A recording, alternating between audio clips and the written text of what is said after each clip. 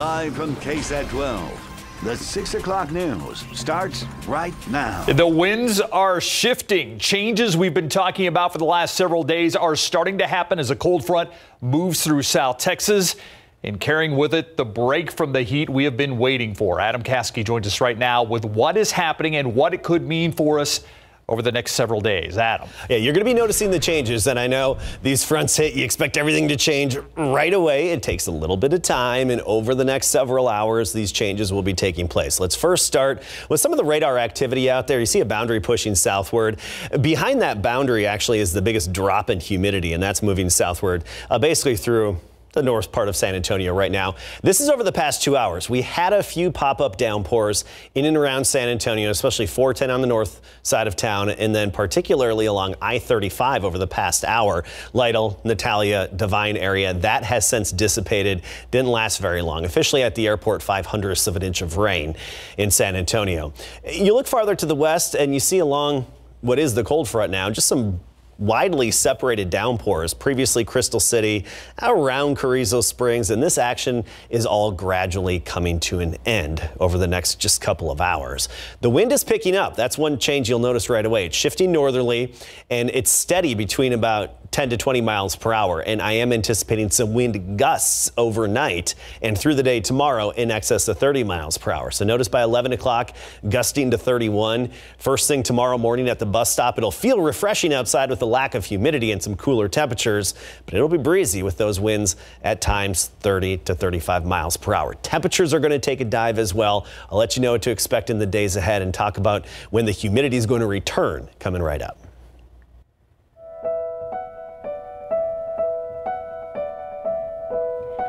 Governor Greg Abbott says the state of Texas had to step up and address the border crisis in Del Rio because of what he said was the Biden administration, quote, promoting and allowing open border policies. Those the governor's words today.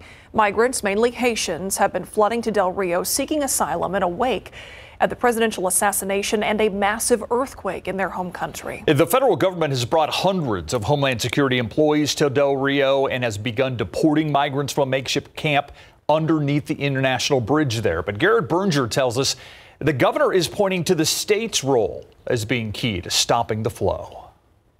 Everywhere you look around here, there are black and white DPS vehicles, and it's those troopers and National Guardsmen that Governor Abbott credits with helping to stop the flow of migrants here in Del Rio. Abbott says they've created a steel barrier keeping migrants from crossing. Meanwhile, the federal government is expelling migrants from the camp at the International Bridge. As of yesterday, the DHS secretary said 6,000 migrants had already been removed. And while the Border Patrol chief said this weekend he aimed to have all the migrants gone within the week, the governor threw doubt on that timeline today, saying the administration hasn't shown the capability of being able to process all the migrants in that time frame. The thing that they've shown is an incapability of dealing with this crisis candidly in a way where they pretend it doesn't even exist. And we're here to tell you it exists. It's total chaos. And the Biden administration, they need to up their game big time. The head of the Union for Border Patrol agents appeared with the governor today and thanked him for sending the DPS troopers. Now, the governor says the state will keep its resources here until the location is restored to, quote, total control. In Del Rio, I'm Garrett Berger, KSAT 12 News. And as we said, hundreds of DPS troopers are in Del Rio to assist with the recent surge of migrants. But with limited hotel space in the area, the sheriff of a nearby county is helping some of those troopers find a place to stay. Tiffany Huertas has more on how people living near the border are opening their homes to law enforcement. I've had multiple houses on the ranch broken into plenty of times this year. They break windows, they kick in doors. Cole Hill manages a ranch located on the Uvalde and Kinney County line. He says there's been an increase of migrants crossing through his property this year. The biggest group that I've had out here that I know of was 20 individuals in one group. As more law enforcement head to this area to assist Border Patrol, Cole is opening his ranch to them. I feel like it's the least we can do. These guys from all across the country, all across Texas and all across the country are sacrificing weeks at a time to come and do a dangerous job out here. Hill says he's welcoming Galveston County Sheriff deputies to his ranch soon. And they'll be using this guest house from now through at least the end of January. After receiving a call from a DPS trooper asking for a place to stay, Kinney County Sheriff Brad Coe posted on social media, looking for temporary housing in the area for troopers. He says the response has been overwhelming. We've had ranchers call. We've had people that have hunting lodges. They can handle 20 people. They can take 30 people. We've had as many people. We've had a number of people call and say, I have a spare bedroom. Coe says many people living near the border want to help law enforcement any way they can. They're tired of the situation, the open border situation, everything that's happening. They're tired. They're very appreciative of the law enforcement personnel that are here to try to help solve the problem. Tiffany Huertas, KSAT 12 News. Meanwhile, immigration reform is in limbo yet again. It was taken out of the more than $3 trillion budget proposal before Congress. Advocates point out that tens of millions of undocumented immigrants working in the U.S. contribute to the federal budget. Among them, a local entrepreneur who has temporary legal status under DACA. That's the Deferred Action for Childhood Arrivals program. The decision came as a disappointment. Yet Monse Contreras says that she urges other so-called dreamers not to give up hope. She and others say they believe some form of immigration reform is still possible this year. A new proposal is said to be in the works. And I just kept thinking, when am I finally going to be just able to focus on my homework or focus on my life rather than having to worry about another individual making a decision that will impact the lives of millions? Republican Senator John Cornyn said in a statement that he is aware his Democratic colleagues have a plan B. However, quote, while I haven't seen any details, he says, I seriously doubt it will succeed, end quote. Democratic Congressman Joaquin Castro saying in his statement, quote, I'm working hard with my colleagues in the Senate on alternative proposals that can pass muster in this budget bill, end quote. San Antonio ISD not wasting any time in naming an interim superintendent to take over the departing Pedro Martinez's role. He's leaving at the end of the month. Last night, the Board of Trustees selected Dr. Robert Jacklich. His appointment follows last week's announcement that Superintendent Pedro Martinez was leaving for the Chicago Public Schools, where he will be the chief executive officer. Jacklich will take over the role on September 29th. This will not be his first time being in charge of a school district, though. He also served as superintendent for Victoria and Harlandale ISDs. Looking at traffic this evening, watching the situation once again on Highway 90 West, this time at Zarzamor. You can see police vehicles on the scene there, a collision. Let's take a closer look at what's going on here. You can see that collision right there, still waiting for that to be cleared. So that is causing a slowdown again on 90 West, just leaving 35 area there, so you can see that slowdown right there. Let's take a look at some other parts of the area, including Loop 410 westbound from 281 to I-10, 13 minutes right now, only 4 minutes the other direction, so gives you an idea of the delays this evening. Also watching some major delays on the northwest side. This is 1604, 33 minutes from 281 to Bandera Road, 20 minutes heading the other direction. So keep that in mind. Of course, we're going to have those alternating lane closures this evening, so those are things to watch out for this evening in the traffic department, guys. All right, thank you, Samuel. For tonight's 7 o'clock KSAT Explains live stream, we're doing something a little bit different this evening. You've probably heard about the Farmer's Almanac over the years. Well, recently it's been a topic of conversation, with some saying it predicted the February winter storm. But is that actually the case? Tonight at 7, we're taking our questions about the Farmer's Almanac to meteorologist Sarah Spivey. Watch that conversation on KSAT.com and the KSAT TV app, as well as the KSAT 12 Facebook page. That live stream starts right after this newscast. Farmer's Almanac. Fact or fiction? Oh, come on, really? KSAT Explains. All right, Sky 12 right now, 87 degrees Want me to get out started? there. No, we can wait till KSAT Explains for that. But let's talk about the weather right now, because when we said the winds are changing, I mean, they literally are changing directions with this front that's come through. They are. But I'm not even going to go there. The Farmer's Almanac predicted it? Well, I mean, considering their forecast is for New Mexico, Texas, Oklahoma, and everybody combined. Oh, just watch it tonight. It'll be entertaining. It'll be good. Sarah Spivey's got some good info there, too, to share. So earlier this morning, 79. We topped out at 96, but boy, how things have changed with the north wind. Take a look at the readings now. 81 in Helotes. Meanwhile, 91 in Converse. 96 Stinson. We're still seeing that cooler air slowly moving southward. 97 Pleasanton, but Los Maples, 79. Bernie, 82, and 83 in Comfort. Still 99 Cotulla. 98 Kennedy. Obviously, the front hasn't quite made it there, but Uvalde at 79 degrees. So this evening here in San Antonio, the showers have come to an end. It's going to be gusty. The humidity is getting swept away, and temperatures will gradually be falling through the 70s. And then I think we'll start the day tomorrow in the lower 60s. 63 in the morning, then only mid 80s for the afternoon high. So good, 10 degrees cooler than today with a huge drop in humidity, but the wind is going to stay gusty, at times 30 to 35 miles per hour. Nothing but sunshine tomorrow, so a bit cooler, less humid, and still gusty tomorrow. But look at the morning temperatures. Once we get into Thursday, we're talking 50s. Thursday morning and Friday morning, so it'll have that crisp, more refreshing feel to the air by Thursday and Friday. The humidity, by the way, doesn't return until early next week. We'll be back to talk about our next rain chances and how high temperatures are going to change coming up.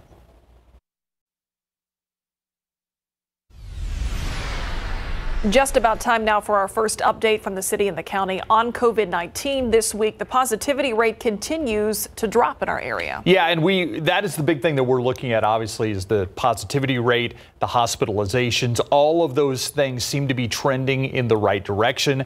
We're waiting to hear from the mayor and the county judge to see if that is still the case and exactly how many pediatric cases are in our hospitals. It's kind of been between 20 and 30 lately. Let's go live to City Hall. Dr. Claude Jacob, who is our Metro Health Director, and this is our COVID-19 update for the San Antonio community. We have some good news to report this week. Your work is paying off. According to our weekly progress and warning indicators report, we are in a 100% downward trajectory in the number of cases of COVID-19 being reported. In addition, our hospitalizations and ICU admissions has decreased. Again, these are trends. They're not where we are in terms of the pandemic. We are still in the middle of it. However, the number of people on ventilators has increased when compared to last week. This week, our positivity rate has dropped to 4.9%. Again, we are trending in the right direction. Keep up the great work. While we see improvements in hospitals, our overall health system remains in the upper end of the high stress score. With all of this considered, our risk level remains moderate in the community, but improving. So again, your work is paying off. Please keep masking up regardless of vaccination status. And if you're unsure still about getting vaccinated, I encourage you to consult with your healthcare provider and visit covid19.sanantonio.gov to get answers to your questions. In terms of our case count, today we are reporting 344 new cases of COVID-19. Our 7-day moving average now is 652. This evening that we're reporting. Again, we have lost too many of our loved ones and neighbors throughout this pandemic. Almost everyone in the community knows someone who is lost because of this, and we want to make sure that we keep them in your prayers this evening and continue to do our parts to ensure that we protect those of us around the community. Over in our hospitals, there are 868 patients in area hospitals. There were 73 new admissions in the last 24 hours. 314 people are in the ICU with COVID-19, and 196 are on ventilators. Again, worth noting, 83% of patients in area hospitals are unvaccinated. 22 patients this evening are children. Let me turn it now to Judge Wolf. Yeah, thanks, Mayor. And it is good to see things going the right way, but we still have a long way to go. I think we had another 70 some odd patients in the hospital, went to the hospital just in the last day or so. So it's not over yet, but we're going in the right direction. I was really pleased to see Pfizer say that they think they've developed a vaccine for children from 5 to 11 years old. They don't have to use as strong a dose as you do for adults, maybe 1/3. And hopefully that will get approved by the federal FDA. If you look across the nation, now these are children 17 and younger, there's over 30,000 of them in the hospital right now. So they can be impacted by COVID in a very negative way as adults can, and they of course pass it right on to other adults also. So that's a positive sign that we'll have a vaccine for them. Just this week, we exceeded the number of deaths from the Great Flu epidemic of 1918. We have 675,000 people now who have died from COVID that we know of. There's certainly probably a lot more than that. And we're still averaging about 2,000 people nationwide that are dying every day. And as we all know, it's the people that for various reasons would not get the vaccine. And it's a shame to see them pass away because they chose not to do that. You know, people are really going to the drugstores now to pick up these antigen home test, and if you do have one, they say if you have symptoms and you're taking the home test, antigen is about 80% the effectiveness of a PCR test, and some people may do that antigen test, and then if they are negative, they may want to confirm it by a PCR test, but they're really flying off the drugstore shelves, and which is good. It's good to see that people are doing more to make sure that they do not have COVID, or if they do have it, they know that they need to get it treated. Mayor has said several times before now, University Hospital is extremely low levels for platelets and type O blood too. So if you can donate, there's various ways to do it. Of course, with South Texas, blood and tissue. But if you'd like to donate to the hospital, phone number is 210-358-2812. All right, so that's the update from the county judge and the mayor. A very good update. Good news is what the mayor shared with us. 100% downward trajectory, the words that Mayor Ron Nirenberg used, and the risk level at moderate but improving. And for the first time in a long time, we are below 5% on the positivity rate. We're at 4.9%. And I believe we were just over 7 in the last week, so a significant drop there.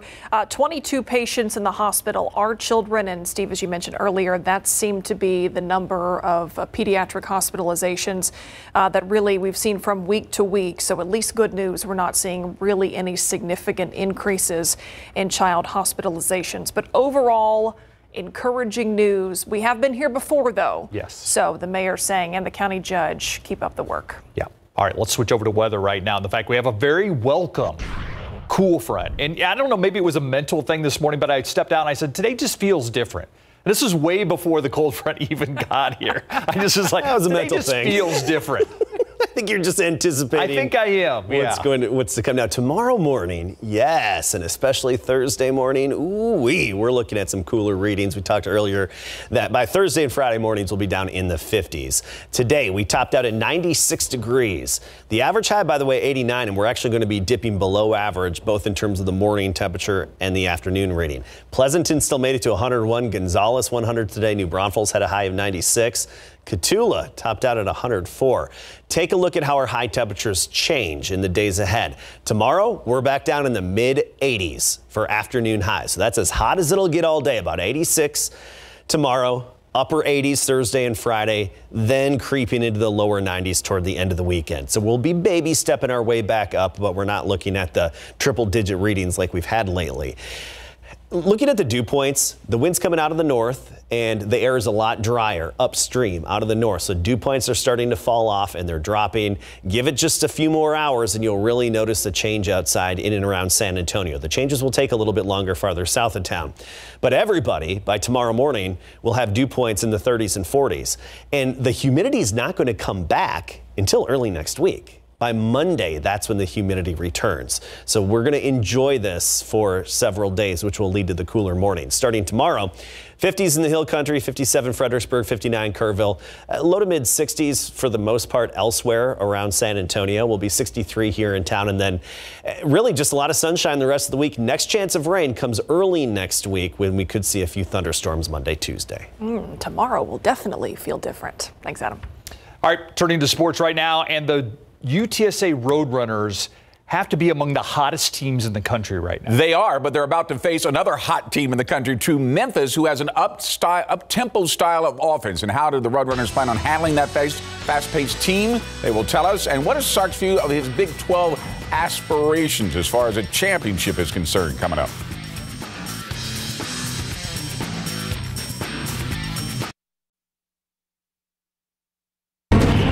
When the UTSA Roadrunners travel to face Memphis, the Tigers, this Saturday, they will be 3-point underdogs in a battle of the early unbeatens. Both come into Saturday's showdown with 3-0 records, with the Roadrunners coming off a 27-13 victory over Middle Tennessee, and the Tigers off a 31-29 victory against Mississippi State. This will be their first meeting ever between these two schools after their original meeting had to be called off last year during the COVID-19 pandemic. Now the Roadrunners will be looking for their first 4-0 start since 2012. It will be up to the Roadrunners defense that is ranked 10th in the nation to shut down the Tigers' up-tempo offense. All year we haven't played a tempo team yet until this Saturday against Memphis. So we're just trying to just get adjusted to it and get adjusted to the humid, because it's going to be pretty humid there. So we're just trying to get the speed on track for us. They recruited a lot of speed, and they stayed with that plan. And they've just done a fantastic job. I wish I knew. We're trying to copy it, right? The crowd shows up. They've got a great fan base, great boosters. They got large budgets. They've got it all going. They've got it going. It's one of the programs we study and want to be like one day. Here you go. Kickoff on Saturday in Memphis will be at 2:30. It'll be nationally broadcast on ESPNU. Texas Longhorns open play in the Big 12 when they host the much improved and undefeated Texas Tech Red Raiders this Saturday in Royal Memorial Stadium. The Longhorns are coming off a 58-0 shutout of Rice last weekend after their embarrassing 40-21 loss to Arkansas, where Casey Thompson earned the starting job at quarterback. The last time Texas won the Big 12 title is when Mack Brown led the Longhorns to the national championship game in 2009. Is that in the back of the mind of the new head coach, Steve Sarkisian? I think it's a slippery slope when you start trying to look down the road of what could be, and then you get hit right in the mouth with something that's right in front of you. So we try to keep focused on what's in front of us. You know, I use this analogy a lot. You know, when you're driving a car, there's a reason the windshield is so much bigger than the rearview mirror. You know, we don't spend much time looking in the rearview mirror, or you're going to miss what's right in front of you. All right, kickoff at Austin is early on Saturday, 11 a.m., and you can see that game live right here on KSAT 12. The fighting Texas Aggies, ranked 7th in the nation, will face the much improved and undefeated 16th-ranked Arkansas Razorbacks this Saturday in Arlington. Open play in the SEC. The Aggies are coming off their shutout of their own, the 34-0 rout of New Mexico, and Zach Calzada's debut as their new starting quarterback following the injury to Haynes King, while the Razorbacks beat Georgia Southern 45-10. The Aggies go into this meeting as only 5-point favorites now, but what will it be like to return to a neutral site like Cowboys AT&T Stadium, have some of the players with some experience in Jerry World? It's actually funny that you asked that, because when I was in high school, I played that twice in the state championship. And the quarterback, like, he's second string Malik Hornsby, we went to the same high school, so we both lost. And we make a joke of, like, one of us got to win here, because, you know, we both played that twice, we both lost. So it's like a little thing that we say, like a curse. Like, it's funny, though, that you asked that. I love Dallas Stadium. I've been there, I think, 2 times since I've been in college, and it's been phenomenal every time. It's been phenomenal every time, so I'm super excited for that.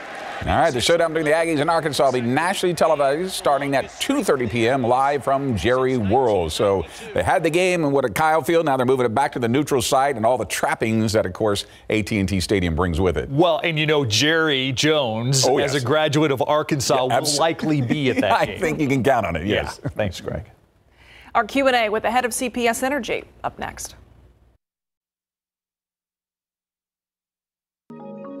Before last February's storms that knocked out power to a large part of our viewing area, CPS Energy was kind of something we just took for granted. We expected the power was going to be there. We expected that the water would be there through saws. Well, February kind of changed all that, and it has the potential to change our rates as well when it comes to our bills from energy. And we are glad to be welcoming CPS Energy President and CEO Paula Gold-Williams with us live for this KSAT Q&A. Paula, thank you for joining us. Right off the top, you talked about rate increases and the fact that they are likely 10%. I mean, what numbers are you looking at, and is there a time frame on how long these rate increases will last? Very much so. Steve, thanks for the question. It's really relevant on top of everyone's mind. I would tell you, we have been talking about a rate increase probably since the last one, which was more than 8 years, almost 8 years ago. And we've only done one in almost 12 years. So we try every single year not to have one. We try all types of cost control and optimization. I would tell you that we've gone under a lot of pressure in terms of trying to help our customers work through the pandemic. As you mentioned, Storm Uri had quite of an impact on us. So we are in a pre-rate consideration period right now. I would tell you that we will probably, it looks like we're coming in the next month or so to talk to our board and our council and open up a dialogue with the community about the need and what's driving everything in more detail.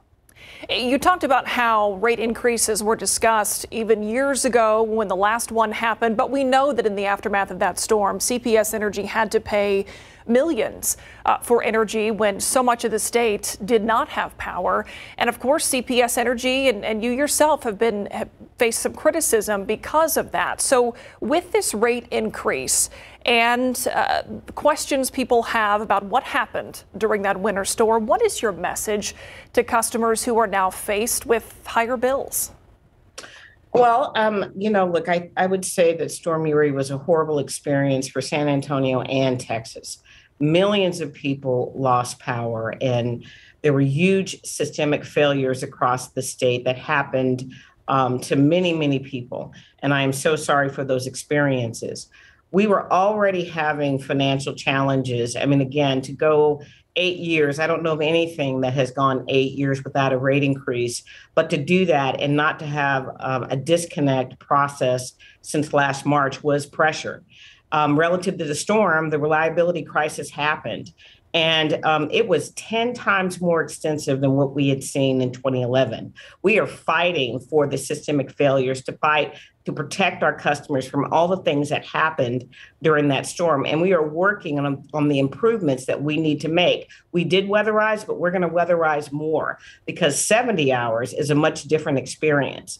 Those costs, though, have not been pushed on to our customers. I would tell you there are utility companies across the state that did push those balances to their customers, and they saw big increases of maybe $5,000 bills, $10,000 bills. We said that's not acceptable, and so we held those. We're fighting as much as we can to prevent the overall impact. We'll look at everything we can to make sure there's no rate shock, but we ultimately have to start planning for a potential increase from operations, for reliability, for all the things that we need to do. And we're going to make sure that we make that impact in Storm Uri as affordable as possible as we fight to keep those costs down. You know, it was a double whammy. I think a lot of people expect that there will be a rate increase, but it was a double whammy with the power on top of then SAWS having to shut down some of its generators because the power need was so great. Have you figured out a way that won't happen again in the future, that the SAWS pumps will stay online and that CPS Energy isn't going to have to go to SAWS and say, you're going to have to shut down some of these circuits? Well, I would tell you that Robert Puente's organization at SAWS and mine here at CPS Energy have had a tremendous amount of outreach to each other. We've done desktop exercises. We are looking at ways to improve our communication and our response levels. We're looking at contingency plans and different ways that we can weatherize both our infrastructure and SAWS to be able to weatherize their infrastructure. We're looking at resiliency programs that they're looking at investing in. We're going to consult them on that. And we're also looking at an alert and readiness system that we can follow and they can follow to improve the communications. So we can't stop Mother Nature. Mother Nature is going to happen, but I think we're going to have a much better response. We're not going to have the long outages that we had before. We think we really will be able to rotate them and we'll be able to coordinate with SAWS and keep that water pressure up. That's the goal of both of our organizations. CPS Energy is facing lawsuits in the aftermath of that storm as well. Can you talk about, we understand that, certain things cannot be discussed in the legal process, but tell us where we are right now in terms of the status of some of those challenges that CPS Energy is now facing in a courtroom. Well, let me clarify that the lawsuit and litigation strategy was ours to drive. Yes, we've had some parties try to sue us back, But what we're fighting for is we believe that ERCOT, in particular, certain natural gas suppliers reacted against public policy. For them to say this is an opportunity for them to make hundreds of millions of dollars, if not billions of dollars, in the face of a declared disaster across our state when people needed power most. And really, basically, utility companies were scrambling to get the energy sources that they need, the fuel that they needed. So we started the primary focus of litigation. Now, we tried negotiation. We tried and we did work, I think, very successfully directionally with elected officials. What can we do differently to make sure that we don't have these same problems again? But we didn't get full resolution. And right after the reliability crisis, we had an affordability crisis. We had one of the entities bill us, demand money before they demanded the money before they ever billed us. They knew they got a windfall and they went after it to try to get from us. We beat down that request for $300 million. We also beat down a request from ERCOT to get $800 million to float the market and to make sure that we were putting San Antonio's money out there. That's what the request was. And we fought that. We have fought on those bases and won. We have fought on the basis of force majeure to say that we need to have our customers protected here in San Antonio. We have fought and won on venue because we believe that this is a San Antonio issue and we need it to be done in San Antonio courts. You don't hear that in the news because we're just here fighting every single day. But that's the basis of what's happening. Now, we have been able to move forward. A couple of companies really negotiated with us, but very few are still working on those items. But we're going to use the courts to try to prevail in this case. If we get sued in response, we think that's just the fight that we have to take on to fight for San Antonio. Before I let you go, quickly give us a time frame for when the rate hikes and exactly the number we're looking at for rate hikes will be announced. Well, I would tell you that I think it's imminent. I mean, I think we're right now in this we're accelerating the effort to make sure and have an opportunity like this one to tell people it is imminent. And we've been talking about it, though, very intensely for the entire year so far. So I would tell you in the next month or so, we believe that we're going to be coming in front of our board. Our council will be talking to our new committee, the Rate Advisory Committee, as well as our Citizens Advisory Committee, and every other organization that wants to have more information about what it's comprised of. In general, I would tell you it's about a 10% rate increase, and people would say why that is.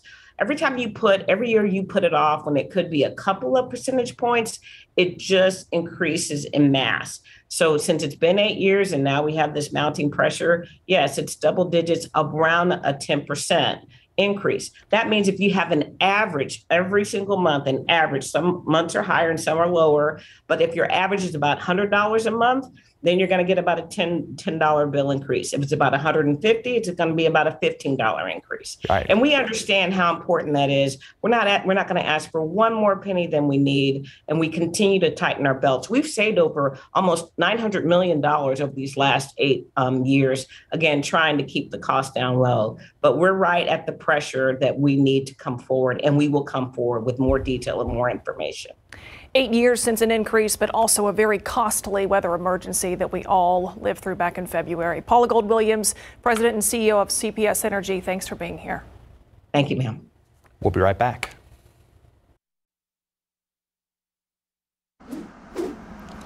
Welcome back, everybody. Some reminders about construction this evening. This is Loop 1604 between Bandera and Hausman starting at 9. There's will be some alternating lane closures, so if you travel in that area at night, watch out for that.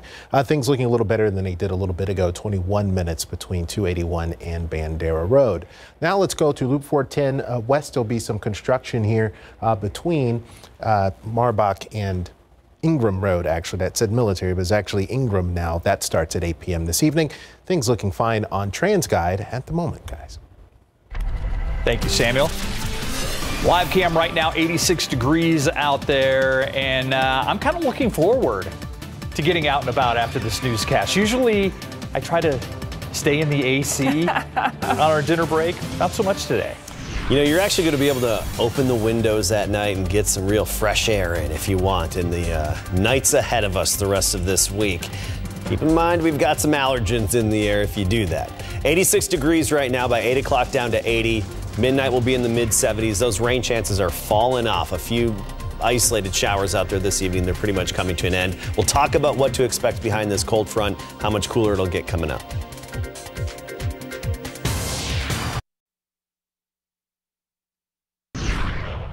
All right, we got a cold front to talk about. Some welcome changes, Adam. Yeah, noticeable changes taking place, and it takes a little bit of time. This isn't instantaneous, so give it a few more hours. If you haven't really noticed it out there, it's going to be coming. Showers are ending this evening. Just one or two left on the radar now. That's it. Humidity's going down while the winds are picking up.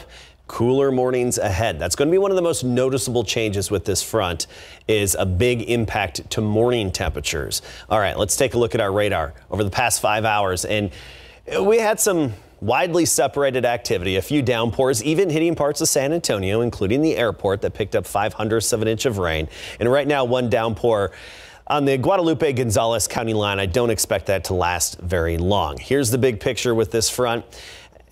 You can see this arc of clouds, showers and thunderstorms throughout the day moving through Texas. That was basically the cold front. It continues to march its way to the south and east, and this is our last chance of rain until we get into Monday, Tuesday of next week. So we're looking at nothing but sunshine tomorrow all the way through the weekend, and then a few isolated showers and thunderstorms possible early next week. So just get ready for a sunny stretch, but it's going to be noticeably cooler or not as hot, however you want to put it. So there's that cool front. Notice how the dew points drop behind it, especially when you get the big picture here. The wind is coming out of the north.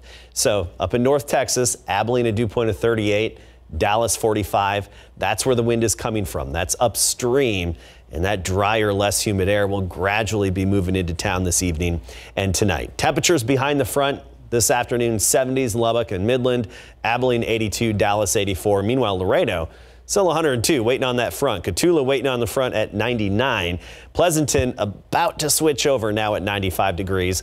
But generally behind the front, temperatures now in the low to mid 80s. Now tomorrow morning, we'll start the day at 63. By the afternoon, 86. Both of those a little below average for this time of year. Nothing but sunshine, but gusty winds tonight through tomorrow. Some wind gusts periodically up to 35 miles per hour. More specifically, tomorrow morning, the Hill Country, check that out, down into the 50s. So Rock Springs, Kerrville, 59. Some other parts of the Hill Country in the mid 50s. And then by the afternoon, we'll be hitting 90, maybe in Laredo, Del Rio, and Cotulla. Those will be the closest to 90 degrees. But for the most part, we're talking mid 80s tomorrow, even some lower 80s. Leon Springs, 82 the high, Bernie about 81. Thursday and Friday mornings will be down in the 50s. That'll be one of the most noticeable changes, some refreshing air in place. Highs upper 80s near 90 Thursday into the weekend. And guess what? The humidity doesn't come back until Monday. So a nice prolonged stretch there. It can stay away as long as it wants. Yes, please. Thanks, Adam. In case you missed it, coming up next.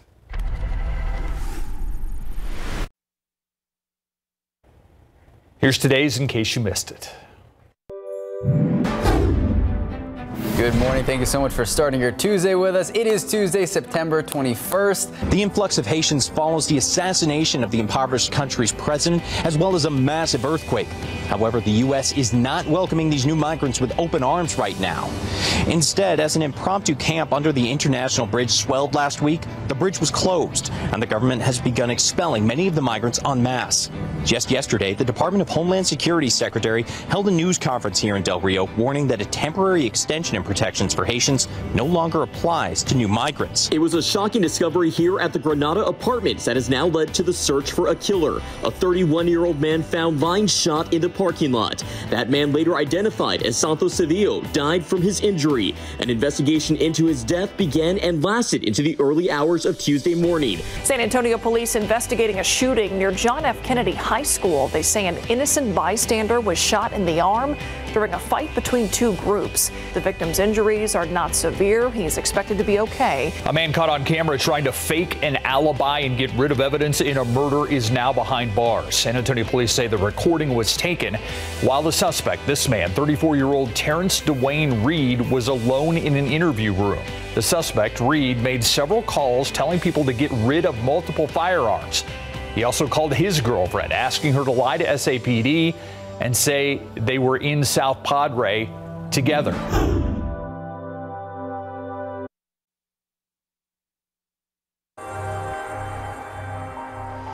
For tonight's KSAT Explains live stream here in just a couple of minutes, we are doing something a little bit different. You've probably heard about the Farmer's Almanac. Well, recently, it's been a topic of conversation, with some saying that it predicted the February winter storm. But is that actually the case? Tonight at 7, we're taking our questions about the Farmer's Almanac to meteorologist Sarah Spivey. You can watch our conversation on KSAT.com, the KSAT TV app, and the KSAT Facebook page at 7 o'clock. You know, I have found that meteorologists have strong opinions about said Farmer's Almanac. Really? Samuel, have you noticed that?